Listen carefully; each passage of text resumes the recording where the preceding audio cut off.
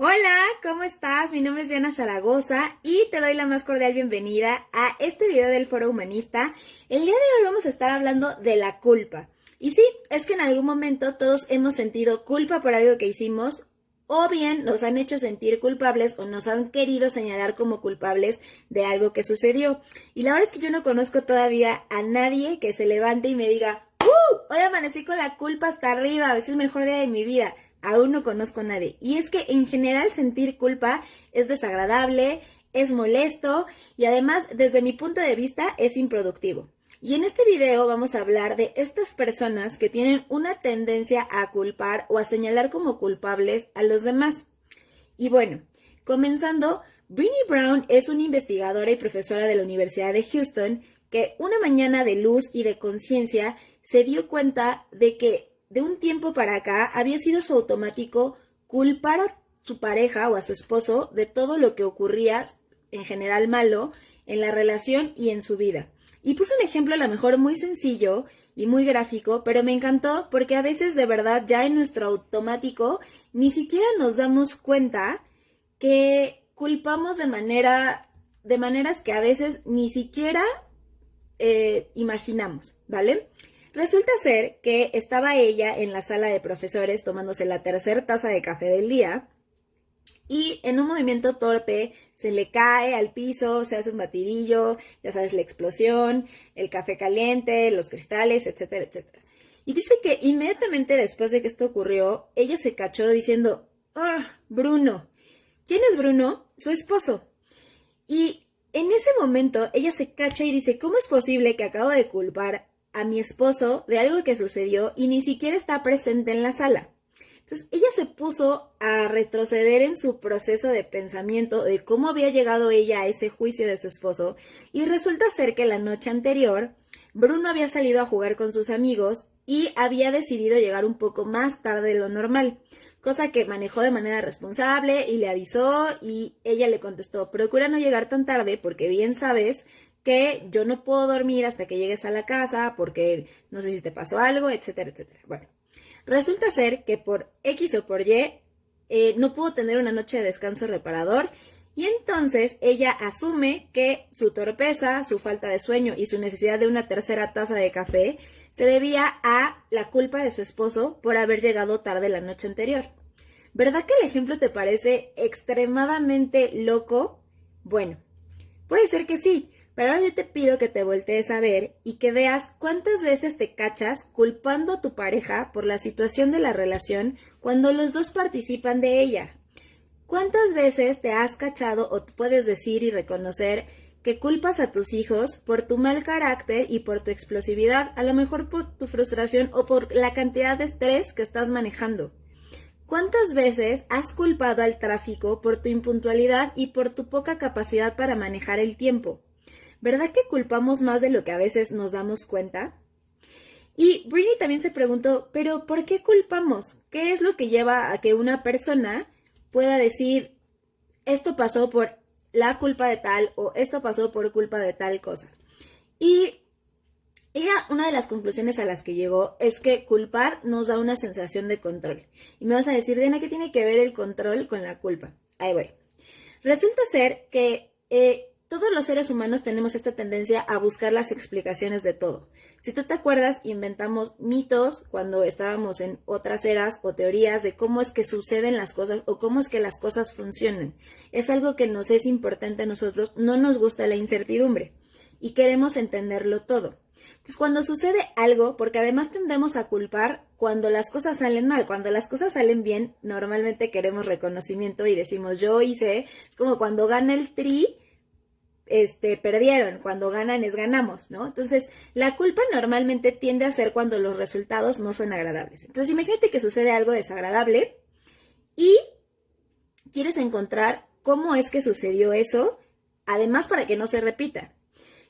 Y en ese momento es más fácil, cuando yo culpo a alguien afuera, primero encuentro una respuesta a algo que sucedió y que no entiendo. Dos, al tener una razón de por qué sucedió y además que no tiene que ver conmigo, me cercioro de que tengo razón y de que la vida funciona como yo creo que funciona, ¿vale?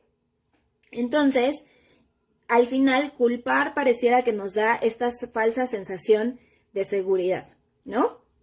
Ahora, si tú te identificas como una persona que culpa, si honestamente dices, sí, la verdad yo tiendo a echarle la culpa a medio mundo, me cuesta trabajo notar cómo es que culpo, ahí te va otra cosa que resultó reveladora de esta investigación.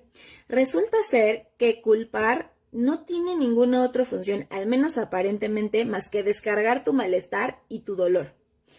Y me vas a decir, oye Diana, pero entonces esto es bueno porque expresar las emociones, aunque no sean tan agradables, es importante. Claro, es importante, pero recuerda que siempre va a haber maneras constructivas o maneras destructivas de manejar las emociones. Y en el caso de la culpa, como es tu manera de descargar, y cuando digo descargar no es manejar, simplemente es descargar, así como bote de basura, vaciarlas, evidentemente la respuesta o lo que generas en la otra persona a la que culpas también va a ser malestar y también va a ser dolor, porque se va a sentir enjuiciada. Esta es una de las razones por las cuales la culpa daña tanto las relaciones afectivas, ya sean de pareja o de cualquier otro tipo, porque lo que produce es malestar y dolor, porque proviene del malestar y del dolor, ¿vale? Y bueno, siguiendo con los resultados de la investigación, también encontró que la responsabilidad y la culpa tienen direcciones inversas, es decir, entre más culpes o entre más una persona culpa, más revela una incapacidad para encontrar responsabilidad del problema.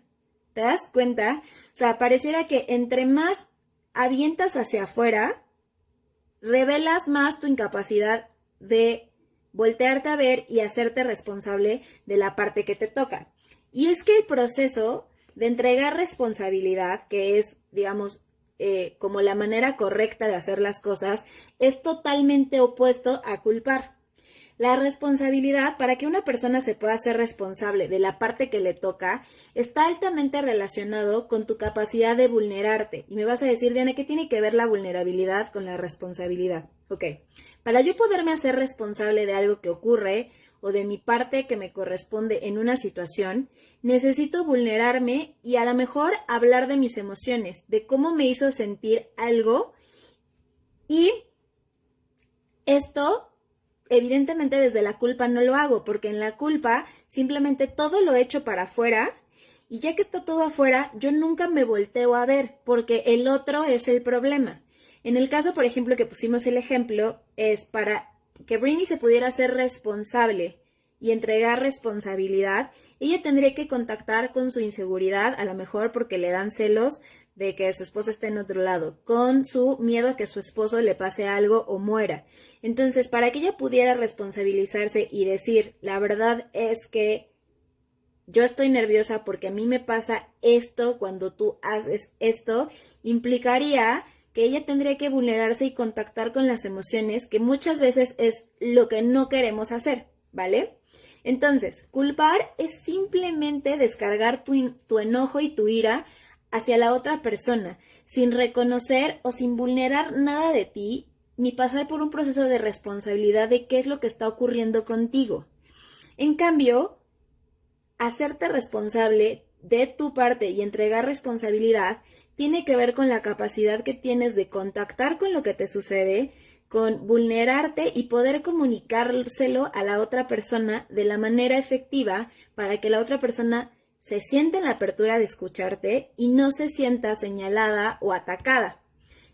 Te repito, esta sensación de ataque es justamente lo que hace que la culpa o la culpabilización genere tantos problemas, porque es tu enojo y tu ira dirigida hacia la otra persona, ¿vale? Cada vez que tú culpas y que no te haces cargo de tu parte responsable de las cosas, estás perdiendo una oportunidad de practicar tu empatía, porque cuando escuchamos desde la responsabilidad y desde el qué puedo mejorar yo o cómo puedo contribuir a que esto mejore, desde esa posición vamos a escuchar para entender al otro.